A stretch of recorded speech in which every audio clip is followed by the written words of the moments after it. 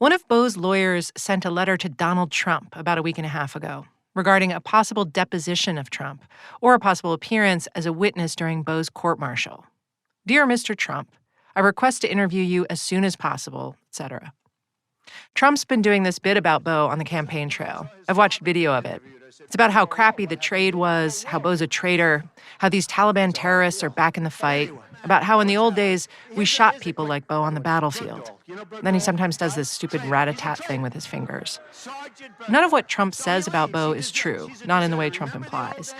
But the audience always gives a big meaty roar when he does it. In the old days, deserters were shot.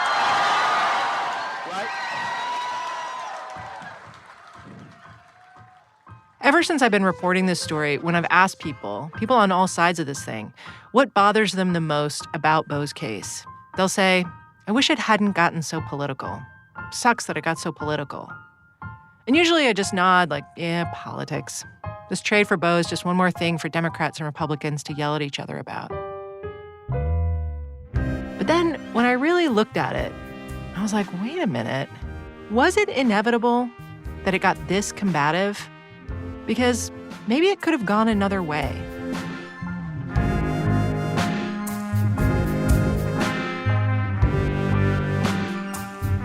From This American Life and WBEZ Chicago, it's Serial. One story told week by week. I'm Sarah Koenig.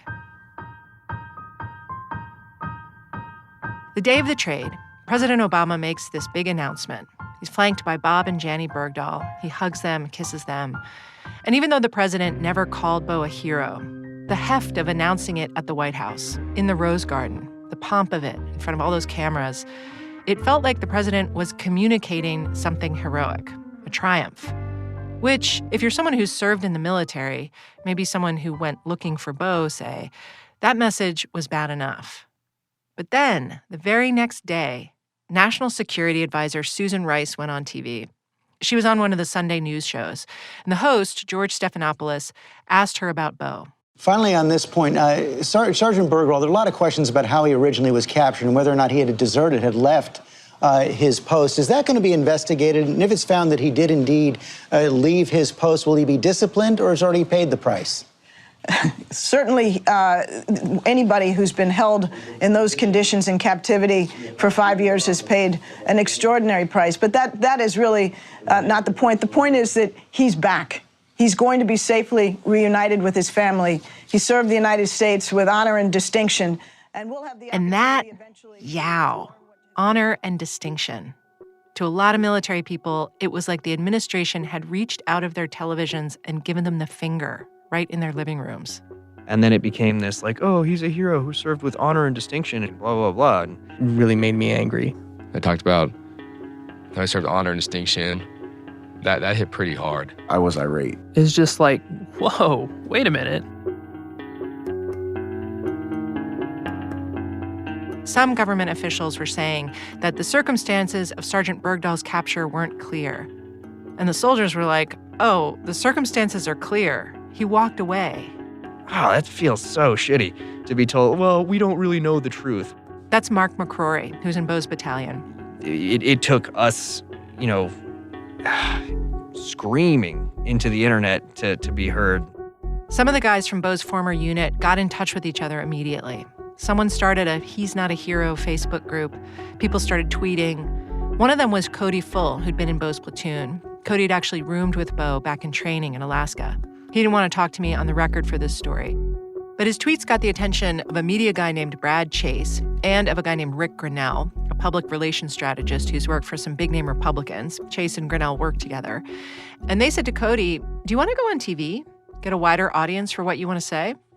Joining me first tonight, former Army specialists Cody Full and Gerald Sutton, who are both... First stop was Fox News. Cody, let me start with you. Do you believe that Beau Bergdahl deserted? Yes, I do believe he deserted without a doubt in my mind. The other guy on TV with Cody that day was Gerald Sutton. He was also in Beau's platoon. He was friends with Beau. He told me Cody had contacted him and said, we got to do something. Will you help me? Years before, Gerald said he had tried to tell people what had gone down, that Beau had walked away. He wrote something on the internet. A few others had too. But he said nobody seemed to pay much attention back then, and he worried the same thing would happen now. I didn't think anyone would actually take us seriously. And I guess like the reason why we had so many people behind us is that if one of us just came out and said it, then people would just be like, oh, you're just a disgruntled person. So maybe if the entire platoon came out and said what we had to say on our end, that maybe it would be taken seriously for once. Well, we are joined now by 6 members of Bo Bergdahl's platoon. Guys, thank you all so much for being here. So the group got bigger. A few days later, Fox again, this time a panel of platoon mates. Soldiers made other TV appearances, CNN, ABC, MSNBC. We're hearing a lot about him from his fellow platoon members who served with him. And from those Would you like to see a dishonorable discharge for him? Yes. He needs to be held 100% accountable for what he did. Soldiers who served with him in Afghanistan have challenged his account. The fact of the matter is he deserted us in the middle of Afghanistan to go and find the Taliban. Among the latest, they were a lot more like eloquent with what they had to say. That's Gerald Sutton again. And more precise, and they seemed more entertaining too, more than me. So I'm very bland.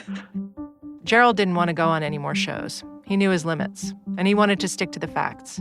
No opinion, no speculation. And I don't want to, even though it's like 30-second snippets or whatever here and there, like I don't want someone just to be like, oh, what the fuck? Like, this guy needs to shut up. So I said what I had to say, and that was it. The problem was that maybe Gerald was, like Bo, a fact-based dude, but he was just no match for the juggernaut that was now up and rolling. Fox News especially was all over it. In fact, just before they had that panel of 6 guys from 2nd Platoon on, they'd aired an exclusive report. Breaking tonight, we are learning exclusive and dramatic new details about Sergeant Bo Bergdahl's time in captivity, including reports that he became a Muslim and at one point declared himself a warrior for Islam. The story was based on, frankly, bullshit intel from a discredited source, but now it was out there and was repeated and repeated. Next, the politics of it all. That became the story. The Obama administration was using Bo's trade for political purposes. No, the right was using this for political purposes, using these former platoon mates for political purposes. After all, Rick Grinnell, the media guy helping them, he was a big Republican strategist. And again, for guys like Gerald, none of that was the point. They weren't trying to attack the president. They weren't even trying to attack Bo. Even Cody Full, who's spoken early and often on the topic of Bo, he testified at a congressional hearing, saying he wanted to make sure Bo was held accountable for what he did. But even he resisted Obama baiting by a Republican congressman. If you could say anything to President Obama regarding this trade, what would you say? I'm not going to answer that. Fair enough. Mr. Waltz, you're forewarned. Same questions. What would you say? At that same hearing, Mike Waltz also testified. He told the committee he was there before them, in part because of the Rose Garden. Mike's a lieutenant colonel in the Army Reserves, a former Green Beret. He'd been commander of Army Special Forces that he said went on lots of missions looking for Bo. Before that, he worked in the Bush White House as a special advisor to Dick Cheney on South Asia and counterterrorism. When I read Mike's testimony and Cody's, I was like, all this is because of a 5-minute ceremony in the Rose Garden? Just because of how it looked? I asked Mike about that, and he kind of schooled me. Are you saying, like none of us would even be talking about this if basically, the president hadn't done that Rose Garden thing and hadn't tried to politicize it? I'll answer. I'll be more forceful. Well, yeah. I mean, is this all about the optics? In other words, or is this like, you know what I mean? Are you just saying like I wouldn't gotten my feathers ruffled about this if there hadn't been. I don't think I don't want to speak for anyone else. I don't believe that I would have been as vocal. That was just an incredibly tone-deaf move on the part of the White House. I think it shows how disconnected they are from both the Pentagon and I think and is truly lack an understanding of the military culture. And when you have the National Security Advisor, in a civil military system who the military has to listen to, essentially knife-handing on national television, sending the signal that this man was honorable. I was afraid that it would all be, forgotten and that this was going to be politically swept under the carpet. To Mike and to a lot of people watching and listening to the president that day, it wasn't just what he said. We're glad Bo is back. We're committed to ending this war. We support reconciliation. We're committed to closing Gitmo. It's not just that he said all of that. It's what the president didn't say. That's what was glaring. No recognition or even mention of, we understand there were some irregularities or some question about his disappearance, and I want to assure all veterans, all former POWs, and everyone involved with the search that we will objectively and fairly get to the bottom of what happened, da-da-da-da-da-da. You know, I felt that justice was not going to even be attempted to be served.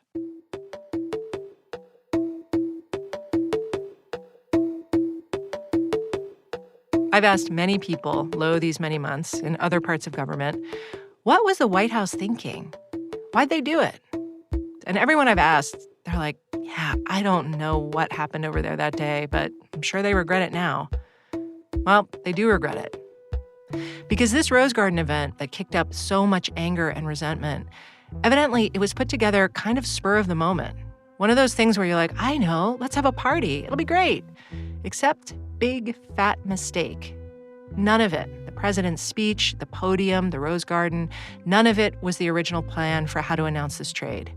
The original plan was a much quieter affair.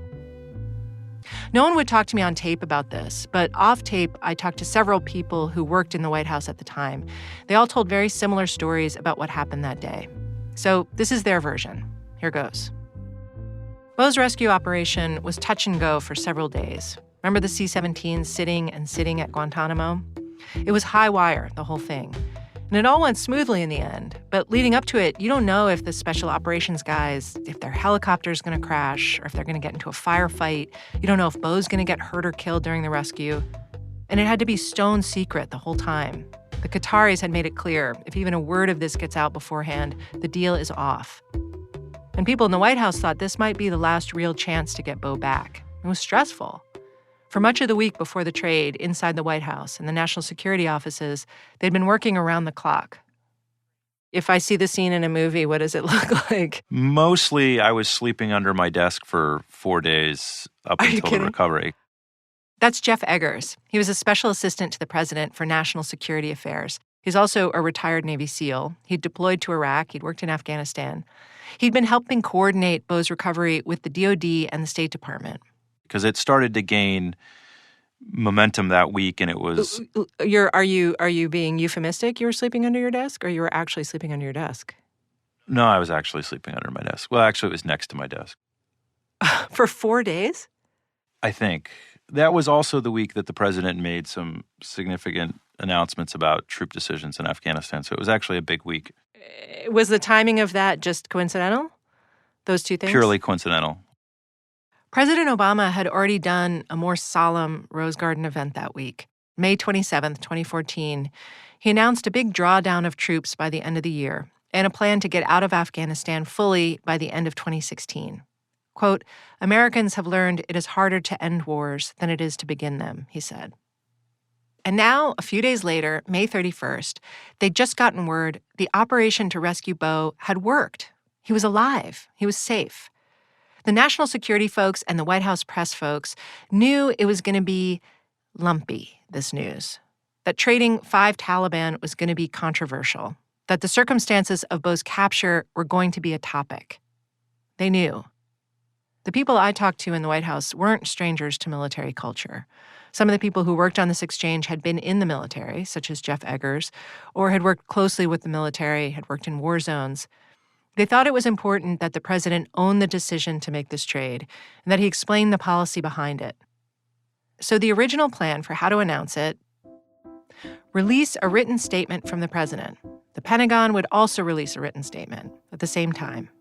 Done. But then, well, Bob and Janny Bergdahl happened to be in town. They'd come to D.C. for some meetings that had been scheduled long before with the administration. No one told them this was about to take place. Their visit to D.C. was not planned to coincide with Bo's return. They were in a park playing with some friends' little children when they got the call. And it seemed to make sense. They're in town already. Instead of just a phone call, the president will see them in person. And now, here's where I'd argue there was a blind spot about how all this would look, and that no one in the White House seemed to catch it. Some of the people on staff had been working on this for years. First, the talks with the Taliban, then the operation to get Bo. They'd met with Bo's parents before, some of them. And so what people told me is that for them, it's not that they were oblivious. It's just that day, that moment, they felt so happy. They'd been on tenterhooks for days, weeks even, and now this horrible saga had come to an end. No one had gotten hurt.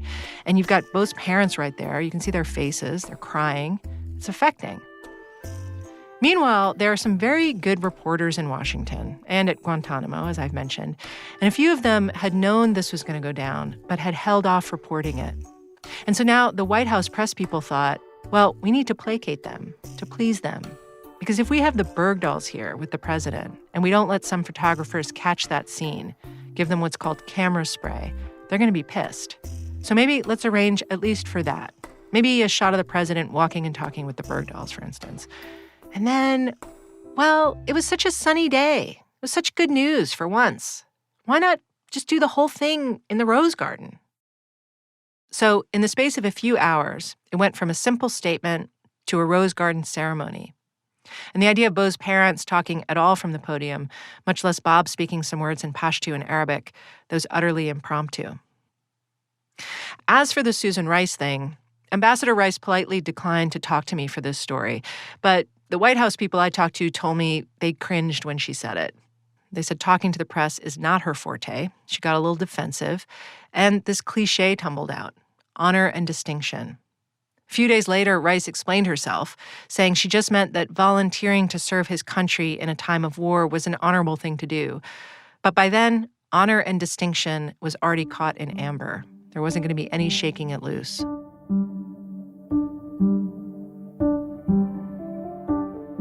You're pretty isolated when you work in the West Wing. That's what one person who used to work there told me. You're pretty cut off from the normal workaday world. And it's easy to forget how iconic it all is. The columns, the podium with the presidential seal. They told me there wasn't a concerted effort to make Bo Bergdahl into a hero, to whitewash what happened in Afghanistan. They say they know it looks that way, but there really wasn't a grand political calculus. They say they were just tired and abuzz with relief, and they thought, everyone will feel this joy, right? They got carried away. In hindsight, one former staffer told me we should have thought about it more, that there were other audiences who were watching, people who'd suffered. Quote, the Rose Garden put a target on our back. The thing is, and this is me talking, I think it also put a target on Bo's back.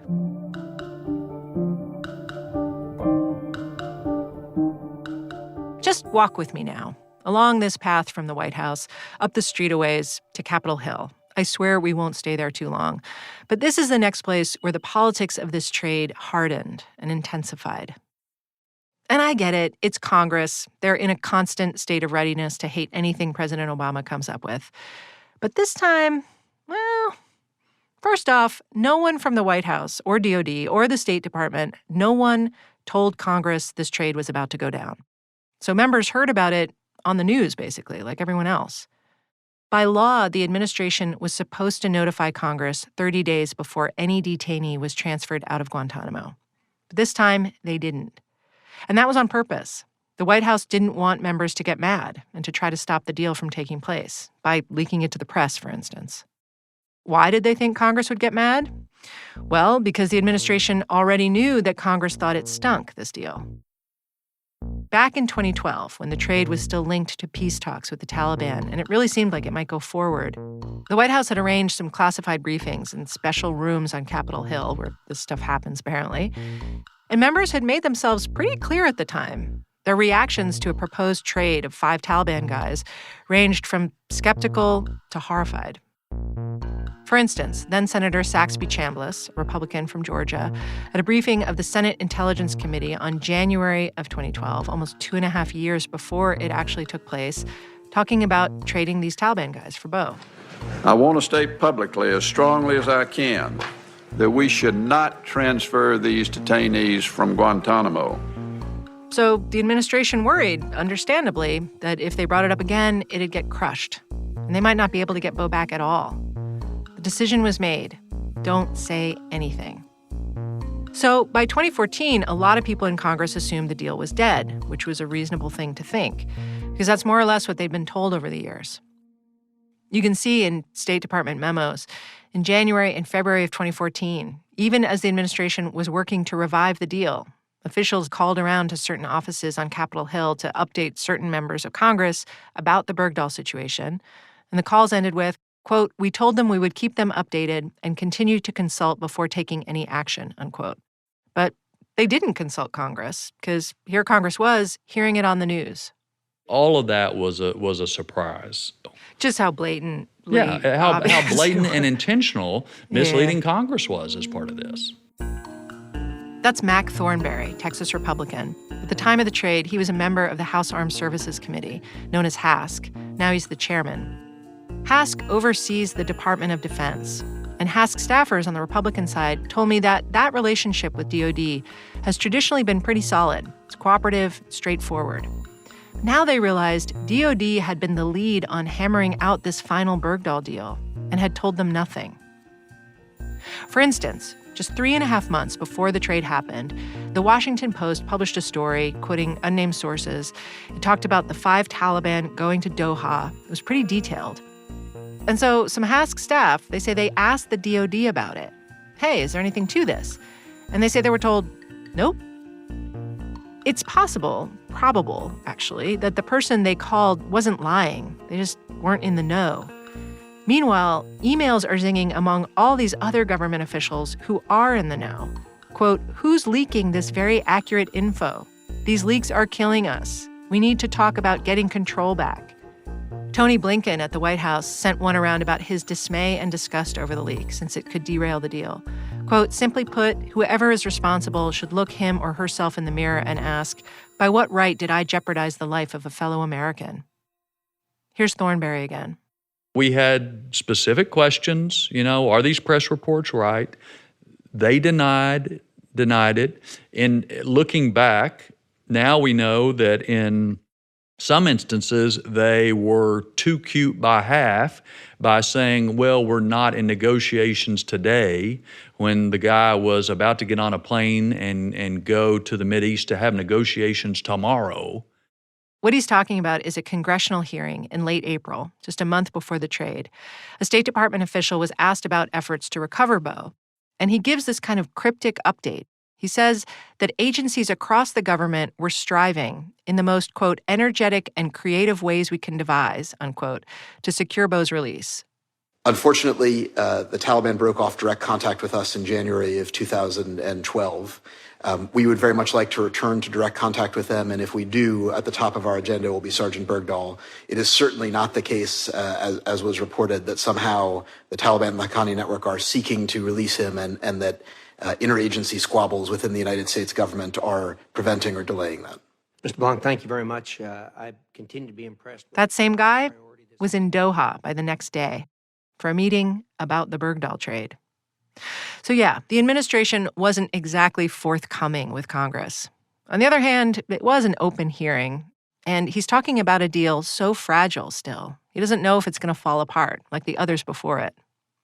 Regardless, once HASC staffers on the Republican side went back and traced exactly what they were and weren't told, once they investigated the whole trade, issued a strongly worded report about it, that report then entered the political fray.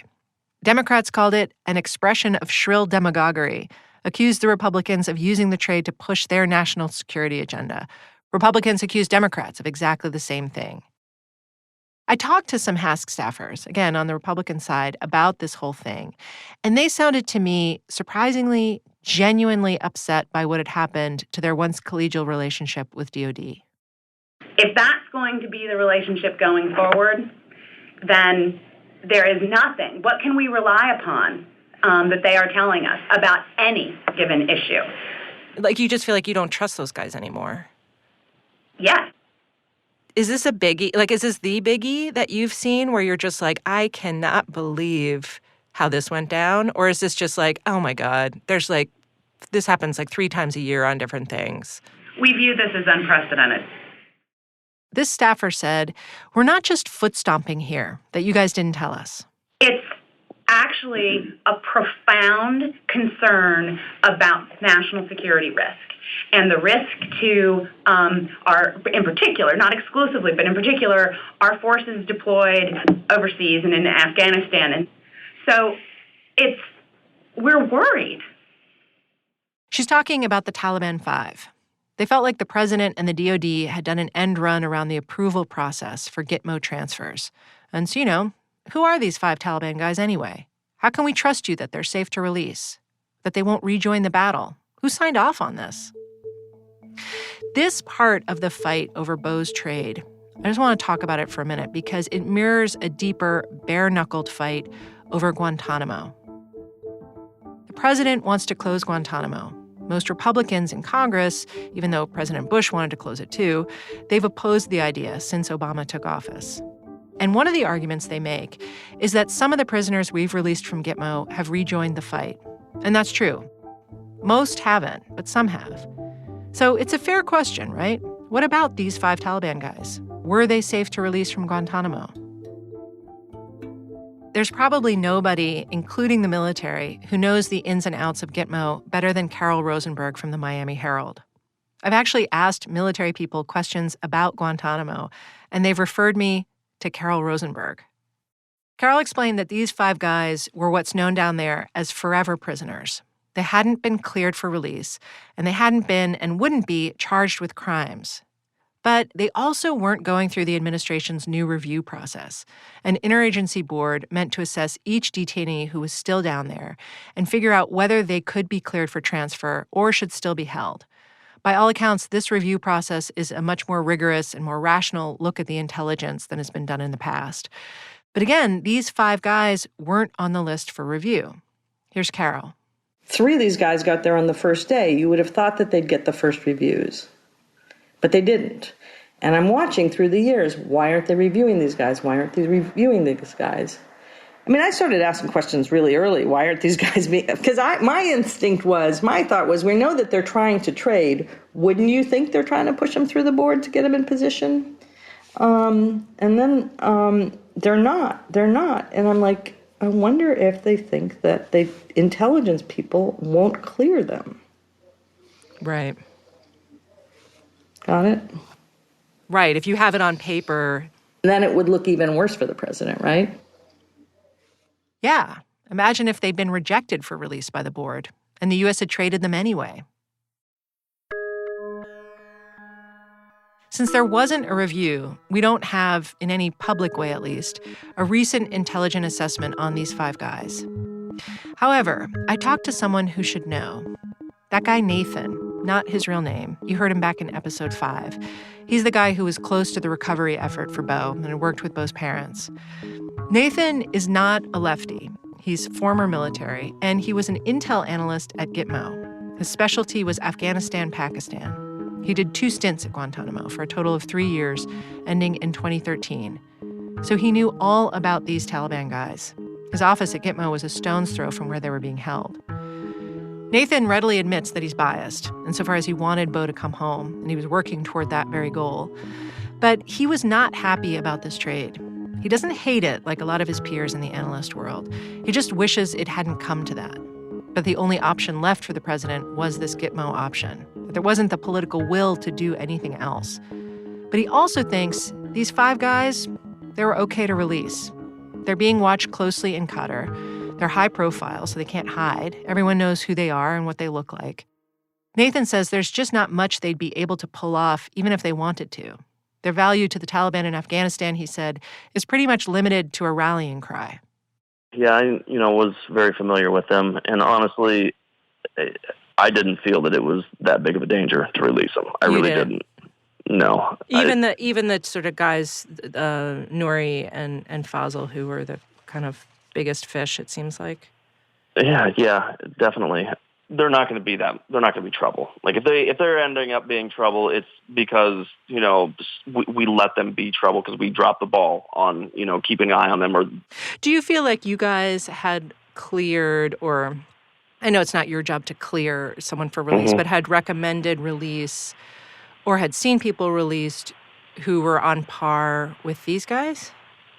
Sure. Yeah. And, we've released guys that we probably shouldn't have, that we didn't even know who they were. But yeah, we've definitely released some not so good guys that were pretty close to these, in level with these guys. Right. So it's like you didn't see the names and just like freak out like, I can't, what? There's only like one or two people at Gitmo that would freak me out if we Like if KSM, we if he were on the list, that might be weird. That's going to be a problem. Yeah. That's definitely going to be a problem. Oh, really? So, but you're being serious. Like there are really only a few who just are okay. And frankly, we got to do something with Gitmo. Them leaving Gitmo, like they would have left anyway. It's at least we made use of them. Yeah. So the hot reaction to this trade, Nathan says he understands it, but he also says it's not exactly based on the facts. The anger over releasing those guys comes down to a lot of the same reasons why people are, still mad at Bo for walking out the base. Like it's a very personal thing. Like you don't, they feel very strongly about what these guys have done and, what kind of people they are. And you don't negotiate, you don't make trades, so they're wrapped up in a larger moral question.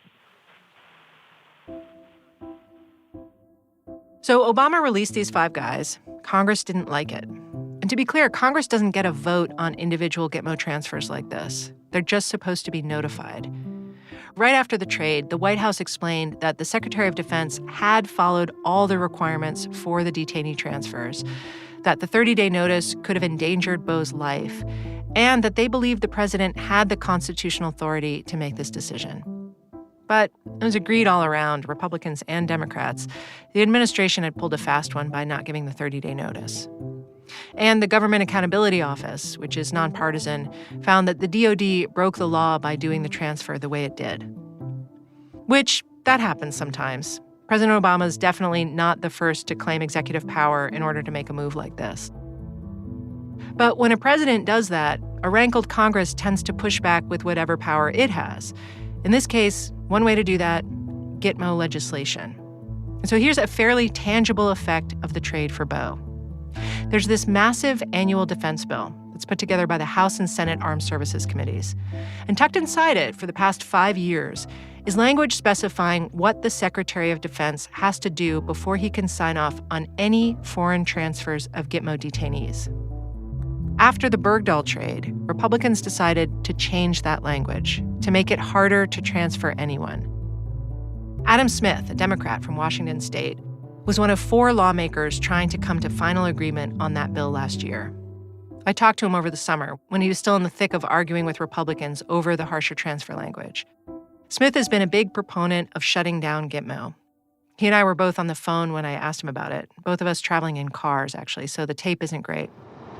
How much is the Bergdahl trade for the Taliban, those 5 Taliban guys, is that a shadow over what you guys are doing right now? And how big a shadow? It's a pretty darn big shadow. Absent that, I don't think we would be having the discussion of further foreign transfer restrictions. Really? Wow. Yeah. Well, so that's... we'd be having the discussion, but I'd be winning it. And yeah, Republican Mac Thornberry, who was also one of the 4 lawmakers negotiating that bill, said it's true. The Bergdahl thing was corrosive. They were not going to budge on that stricter standard for letting people out of Gitmo. No, there's no question. I mean, it was a direct result of the Bergdahl trade and the not telling Congress the truth. Another result, less tangible maybe, was that outrage and suspicion over the trade spilled over onto Bo himself. June 11th, 2014, the House Armed Services Committee held a packed hearing on the Bergdahl trade. At the start of this hearing, I'm pleased to welcome members of the public who have such an interest in these proceedings. The chairman opened by saying, "We are not going to talk about Bergdahl personally." Let me be clear up front on the focus of today's hearing. It is not my intention to dive into the circumstances of the disappearance of Sergeant Then, Bergdahl. of course, it came up. Testifying before the committee was Defense Secretary Chuck Hagel. He had to answer all the who knew what when questions that were pissing Congress off. Representative Jeff Miller, a Republican, took a turn at the mic. Did you or did you not notify Congress within the 30-day time frame, yes or no? No. Okay. What I was... No, sir, yes or no? All right, no. Does the administration intend to violate the notice requirement? And then Miller started asking questions about Bo. Why weren't we hearing from him? Why was he still at an American military hospital in Germany? And what we are doing is we are allowing... I'll tell you what, Mr. the doctors... Secretary, the doctors what, to no, make the Mr. decision. Secretary, wait a minute. Why hasn't he been returned to the United States? We have seriously wounded soldiers that are returned to the United States almost immediately after they are stabilized. How long did Jessica Lynch wait before she was returned to the United States? You're trying to tell me that he's being held at Landstuhl, Germany because of his medical condition? Congressman, I hope you're not implying anything other than that.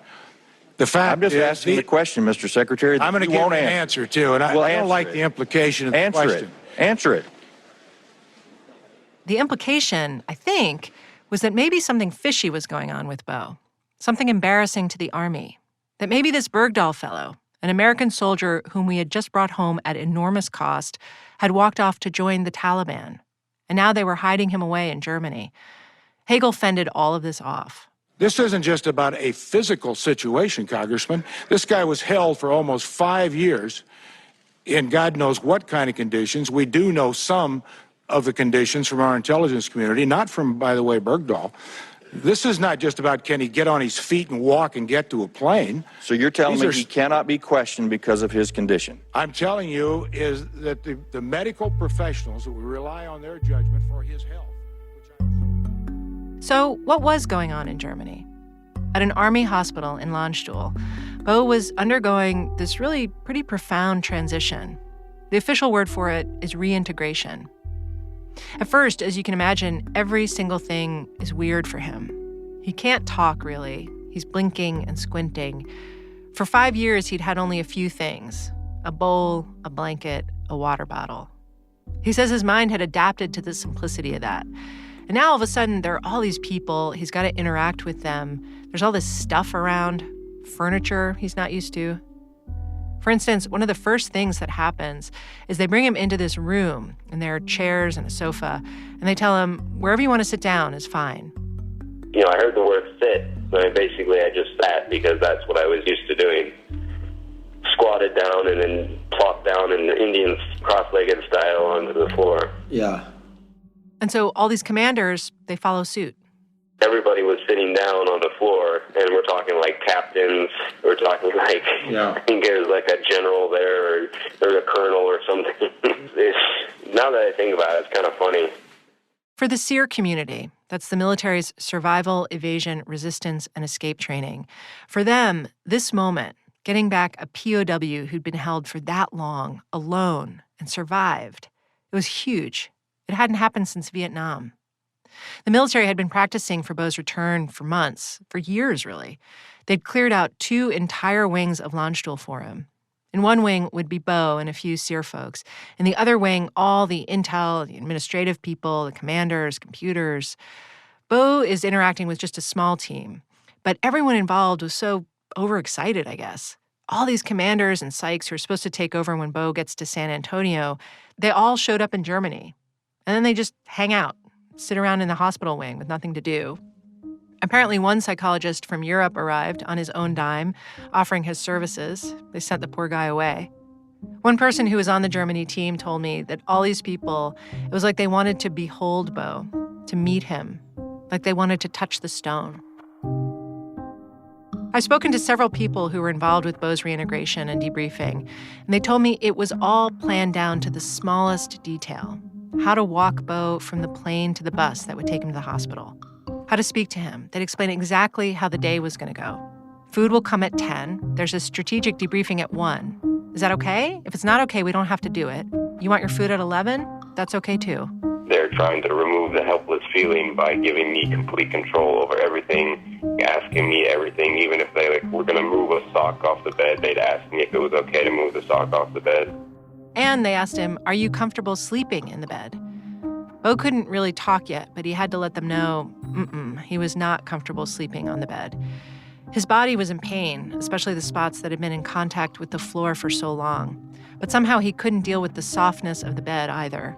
Plus, the hospital bed was out in the open on all sides in the room. Somebody could very easily get to me, so it was just like this very uneasy feeling. So what I had to do was I had to move over by the bathroom where there was like a little hallway. Yeah. And to sleep on the, first night I slept in the bathroom because there's a door. I slept in the bathroom and I shut the door so I could, there's also distance between the door to the room and the bathroom, so I knew that that allowed me to hear footsteps coming. Bo didn't end up being a model soldier, but he'd been, by all accounts, a model POW, and now a model returnee, cooperative, eager to be helpful. To the SEER team, to the intel debriefers, he participated in debriefs for weeks. His progress was being watched very, very closely by lots of people, but especially at the Pentagon. Every day, all the questions, all the follow-up questions the intel people were asking him, they had to clear them, all the way up through the Joint Chiefs and then all the way back down again. The team is updating all these muckety-mucks from SOCOM, CENTCOM, JPRA by video every day. And the muckety-mucks are asking, is Bo telling the truth? Does he have Stockholm Syndrome? Is he really trying to help us? All reasonable questions. But again, it seemed as if the people dealing with Bo in a daily way had such a softer view of him than the higher-ups did. At one point, for instance, someone gave him a compass. Bo had always kept a compass before. And one person told me that when the Army Chief of Staff found out, he went, quote, fucking ballistic. Why would you give a deserter a compass? They had to take it away.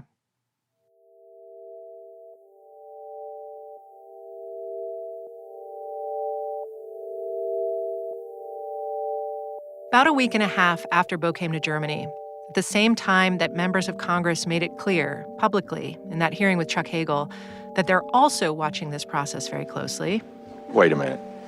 Why hasn't he been returned to the United States? Word comes down at Landstuhl, they got to speed it up, move it along to San Antonio. The Army wanted him back, wanted more command and control over their soldier, this still unknown entity who was an ocean away. This was communicated rather forcefully to the reintegration experts in Landstuhl. We were like, wait a second. That's Michael Valdovinos. He's a former Air Force SEER psychologist. He was in charge of the psych team for part of Bo's reintegration. It really started feeling like it wasn't about the reintegration per se anymore. It wasn't about his overall well-being. It was much more, it started becoming really political and administrative. It just felt like wrong, and we would have liked to have maybe had him stay a little bit longer, but there were other competing interests. Someone else who was there in Germany told me they started seeing these charts about Bo with categories for medical, psych, and intel. And the charts had colors, red, yellow, or green.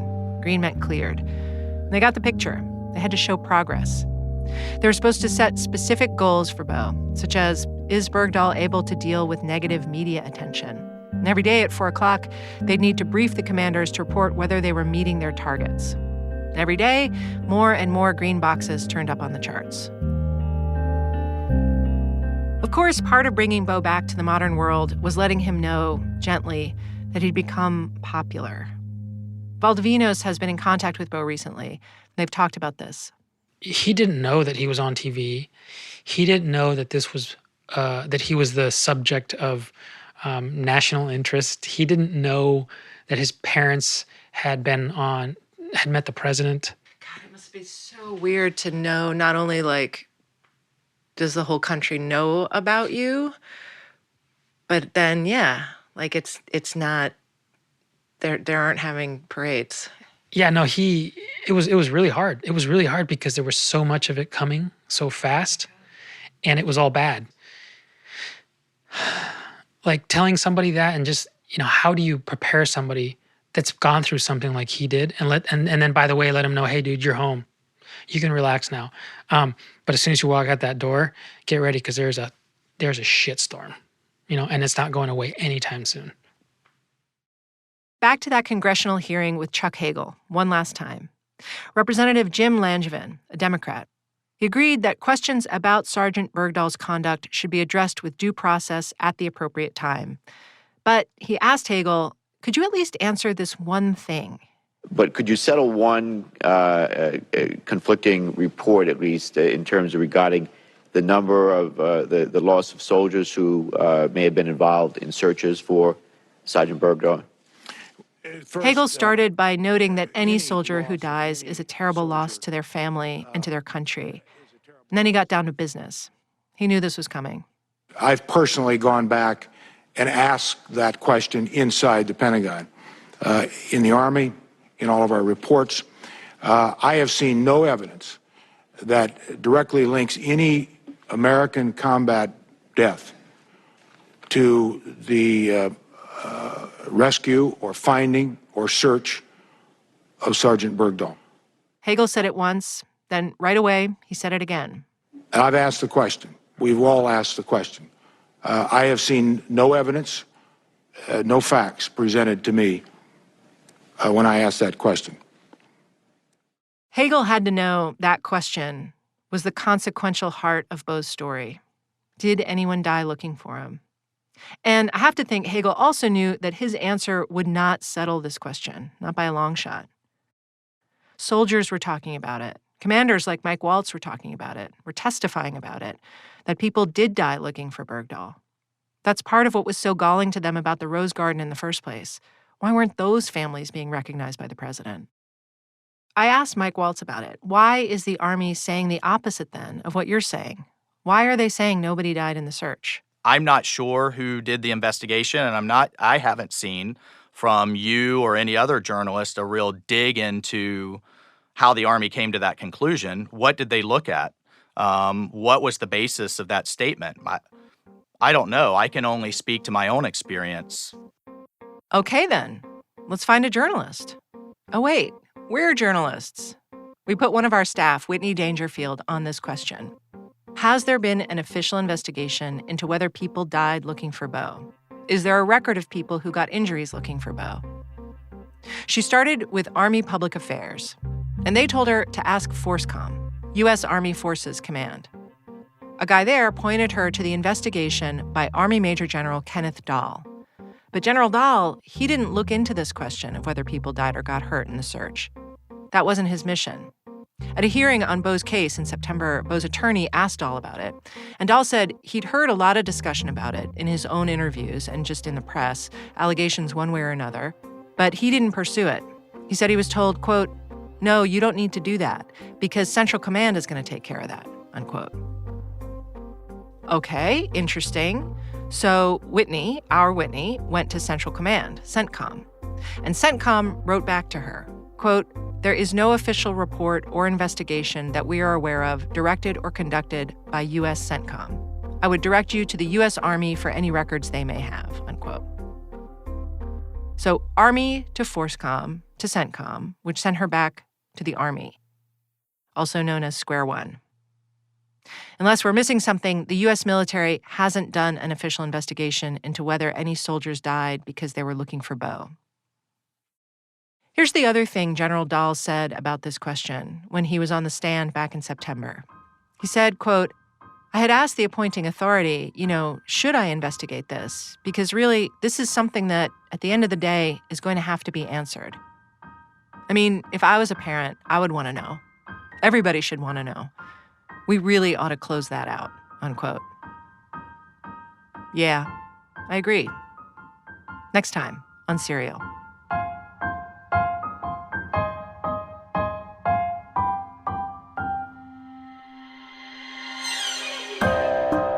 Serial is produced by Julie Snyder, Dana Chivas, and me in partnership with Mark Bowl, Megan Ellison, Hugo Lindgren, Jessica Weisberg, Page One, and Annapurna Pictures.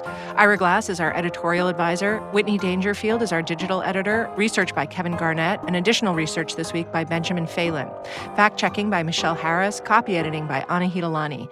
Emily Condon is our line producer. Our music is composed by Nick Thorburn, Fritz Myers, and Mark Phillips.